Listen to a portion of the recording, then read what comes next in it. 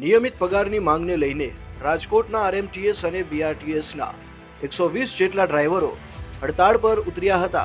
પોતાની માંગોને લઈને ડ્રાઈવરોએ અમૂલ સર્કલ પાસે સિટી બસના થપ્પા લગાડી દીધા હતા। ડ્રાઈવરોએ કહ્યું કે છેલ્લા 5 મહિનાથી તેઓનો પગાર તારીખ 12 થી 20 તારીખ સુધીમાં થાય છે। જુઓ શું કહે છે ડ્રાઈવરો। અમારી પ્રશ્ન એક જ છે કે અમારી સેલેરી 7 થી 10 દરમિયાન એ લોકો અમને પ્રોવાઈડ કરી આપે, જેથી કરીને અમારી આજીવન ઘર વિકાસ રાબેતા મુજબ ચાલ્યા રાખે। કેટલા લોકો અત્યારે ડ્રાઈવરો છે તે હડતાલ પર ઉતરે છે? સિટી બસ અત્યારે અમારા ટોટલ 110 થી 20 ડ્રાઈવરો તમામ અહીંયા ડેપો પર હાજર છે, જે હડતાલ ઉપર છે। કોર્પોરેશન તરફથી કોઈ કે એજન્સી તરફથી કોઈ જવાબ આવ્યો છે કે નથી આવ્યો? જી નહીં સાહેબ, અમને કોઈ જવાબ હજી મળ્યો નથી। અમારા અધિકાર સાહેબ સિટી તરફથી હજી જવાબ અમને અહીંયા મળ્યો નથી। કેટલા સમયથી આ સમસ્યા તમારે થાય છે? સમસ્યા તો છેલ્લા 4-5 મહિનાથી હતી। મૌખિક પણ અમે એ લોકોને જાણ કરેલી, અમારા અધિકારી સાહેબશ્રીએ કરેલી, અને લેખિતમાં પણ લાસ્ટ મંથ અમે એ લોકોને આપેલું છે અમારા અધિકારી સાહેબશ્રીના કહેવા મુજબ। કઈ કઈ તારીખે પગાર થાય છે? પગારની તારીખ ખરેખર તો સાહેબ 12 થી માંડીને 18 સુધીની અંદર આપે છે એ લોકો। ગુજરાન ચલાવવું કઈ રીતે શક્ય? ઘણું મુશ્કેલ થઈ પડે છે, એટલે છેલ્લે કંટાળીને આ પગલું ભરવું પડ્યું છે। આ અત્યારે જે બસના ડ્રાઈવરો બધા હડતાલ ઉપર, લોકો અત્યારે હેરાન થઈ રહ્યા છે રાજકોટની જનતા। જી સર, કોર્પોરેશનના કોઈ વાટાઘાટો થઈ છે? કોર્પોરેશન કે બસની કંપની એની જવાબદારી લે કે ના લે, પણ અમે દિલગીરીથી તમામ ડ્રાઈવરો બે હાથ જોડીને એમની નમ્ર વિનંતી કરીએ છીએ, અને આજની તકલીફ દરમિયાન અમે એ લોકોની ક્ષમા અને માફી માગીએ છીએ। આપણે મુખ્યત્વે જે જાહેર પરિવહન વ્યવસ્થા છે એમાં ડીઝલ બસ પ્લસ ઇલેક્ટ્રિક બસ આપણી જે છે ઇલેક્ટ્રિક બસના મારફતે આપણે સંચાલન કરી રહ્યા છે। એટલે હાલનો આ જે પ્રશ્ન છે એ ઇલેક્ટ્રિક બસના જે ઓપરેટર છે એમને લગતો પ્રશ્ન છે।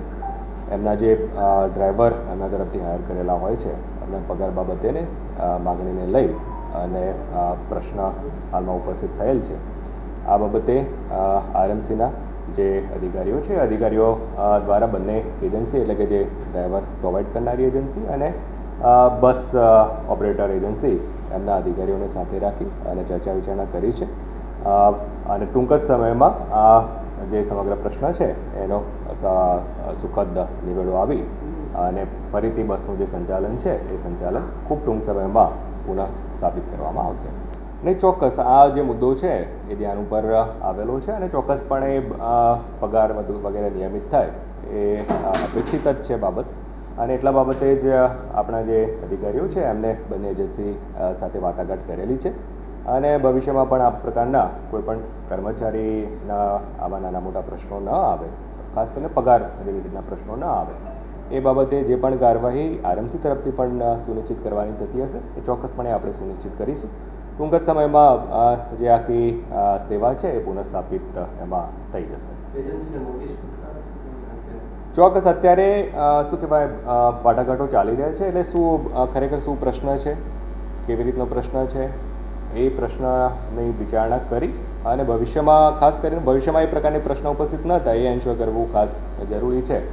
એટલે જસ્ટ અત્યારે વાટાઘાટો કરી રહ્યા છે, અને મેં કીધું એમ ટૂંક સમયમાં સેવા છે પુનઃસ્થાપિત થઈ પણ જશે, એટલે ત્યારબાદ એમાં એના અલગ પાસાઓ વિચારણા કરી અને જે એડમિનિસ્ટ્રેટિવ જે જોવાનું હશે અમે જોઈશું। નહીં, એવું નથી હોતું।